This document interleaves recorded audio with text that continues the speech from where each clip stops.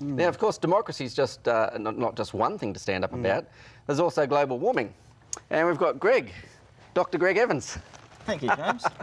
There's a lot of people talking about global warming around the world at the moment, isn't there? There sure is, yes. And I suppose it's a good point. I mean, do we take notice of what they're saying, or do we think, well, no, this is just something that the media have hyped up a little bit? Or do you take notice of Al Gore? Is he speaking the truth? Does it make any difference? Plenty of talk about global warming.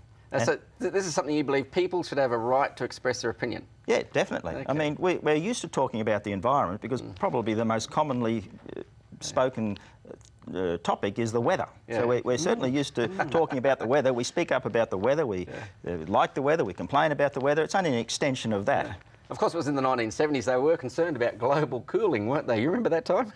Yes. Well, throughout history, you can see that the world has heated up a little, has gone cold as well, and so what we're experiencing today may not necessarily be anything to worry about, but then on the other hand, it might be.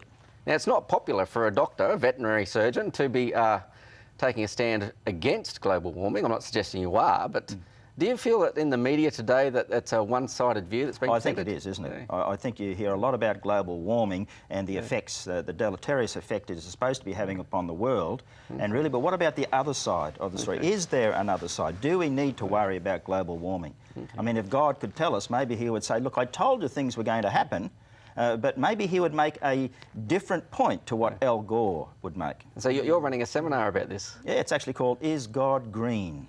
So you're a veterinary surgeon, that's why you're a doctor. Yes. And you're a church pastor. That's right. Okay, so you're going to be talking about, is God green?